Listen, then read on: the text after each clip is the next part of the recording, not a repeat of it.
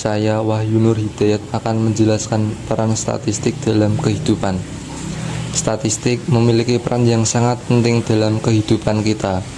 Berikut adalah beberapa contoh peran statistik dalam kehidupan sehari-hari. Yang pertama ada pengambilan keputusan. Ketika kita ingin membeli produk tertentu, kita dapat melihat ulasan pengguna atau data penjualan untuk membantu kita memilih produk yang tepat. Yang kedua ada penelitian ilmiah. Digunakan untuk menguji hipotesis, membuat generalisasi, dan mengambil kesimpulan yang mendasar. Statistik memungkinkan para peneliti untuk menarik kesimpulan yang sah berdasarkan analisis data yang objektif. Yang ketiga ada perencanaan bisnis. Statistik juga digunakan dalam pengembangan strategi pemasaran, penetapan harga, dan pengambilan keputusan investasi. Yang keempat ada kebijakan publik. Misalnya, data statistik digunakan untuk mengukur tingkat pengangguran, tingkat kemiskinan, tingkat kejahatan, dan kesehatan masyarakat. Informasi ini membantu pemerintah dalam merancang kebijakan yang efektif.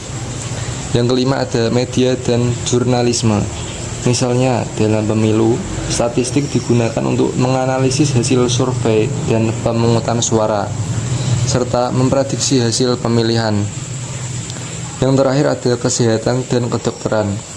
Statistik juga digunakan dalam uji klinis untuk menentukan apakah suatu pengobatan atau intervensi medis efektif atau tidak.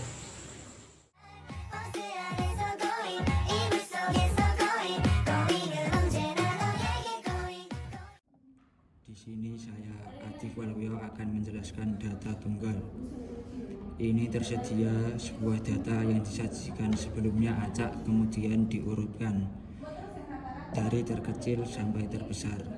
Setelah diurutkan, buat tabel data tunggal supaya untuk mempermudah data yang didapat. Setelah itu, membuat tabel yang berisikan nilai dan juga frekuensi. Setelah membuat tabel, maka langsung mencari rata-rata dengan cara menjumlahkan semua nilai dibagi jumlah data.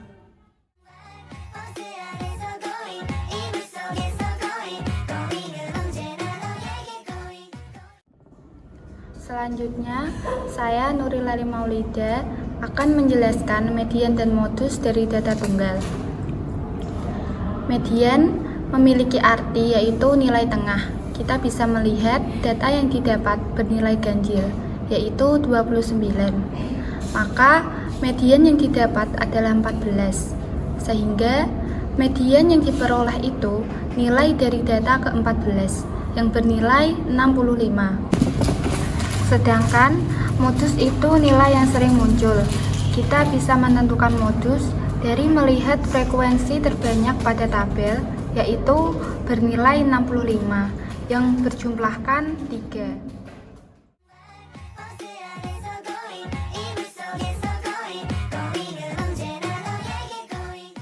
Di sini saya Sanadia akan menjelaskan mengenai rata-rata dari data bergolong, di mana sebelumnya kita harus membuat tabel data bergolong terlebih dahulu, yaitu berisikan kelas, nilai, frekuensi, anggota, yaitu bisa dibilang data keberapa, nilai tengah, dan juga fx. Pertama-tama kita menggolongkan datanya terlebih dahulu, yaitu dari data yang sudah didapat ada 29, itu ada nilai 42 sampai 98. Maka kalau digolongkan supaya kelasnya bisa menjadi sedikit, itu rentangnya 10. Maka dibuat 41 sampai dengan 50 dan seterusnya, ada 6 kelas. Dan frekuensinya sudah didapat antara 41 sampai dengan 100 segini. Habis itu anggota ini didapat dari frekuensi. Misalkan dari nilai 41 sampai 50 frekuensinya 4, maka anggota X1, X2, X3, dan X4. Sedangkan selanjutnya yaitu dimulai dari X5 sampai beranggotakan Setelah itu mencari nilai tengah, di mana nilai tengah ini terdapat dari nilai yaitu 41 ditambah 50 dibagi 2. Hasilnya yaitu ada 45,5.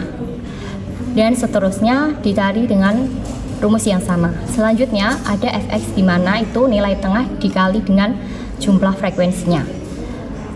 Misalkan dari nilai 1 sampai 50 berfrekuensi 4, nilai tengahnya 45,5, yaitu dikalikan saja 45,5 dikali 4 yaitu 182 dan juga seterusnya. Maka rata-rata dari data bergolong didapat dari total fx dibagi dengan total frekuensinya, yaitu didapatkan 66,53.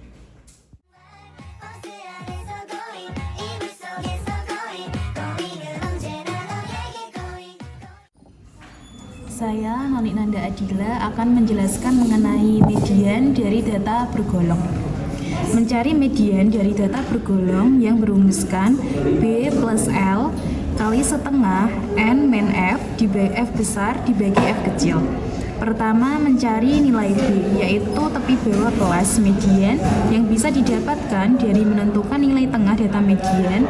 Kemudian nilai tersebut tergolong atau masuk ke dalam data keberapa dilihat dari anggota. Data tersebut tergolong dalam kelas keberapa, ambil tepi kelas dari kelas tersebut atau nilai terakhir sebelum nilai kelas tersebut yang berjumlah 60,5. Lalu mencari L atau luas kelas yang didapatkan dari rentang nilai. Misalkan nilai dari 41 sampai 50 berarti rentang nilainya yaitu 10. Kemudian mencari N besar yang didapatkan dari jumlah frekuensi.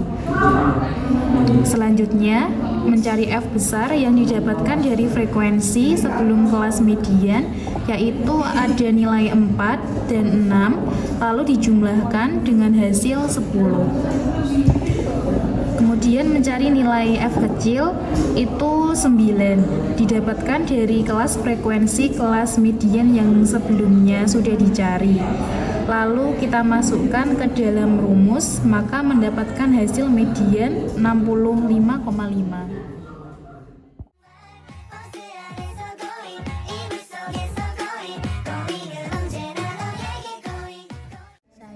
Faiza di sini akan menjelaskan mengenai nilai modus dari data bergolong.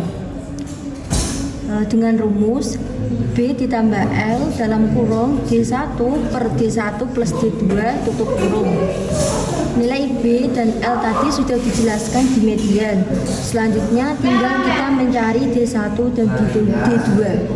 D1 itu diperoleh dari selisih frekuensi kelas modus dengan frekuensi kelas sebelumnya, di mana kelas modus itu 9 dikurangi dengan frekuensi sebelumnya itu 6, jadi hasilnya 3. Sedangkan D2 itu diperoleh dari selisih frekuensi kelas modus dengan frekuensi kelas setelah, di mana kelas modus itu 9 dan kelas setelahnya itu 4.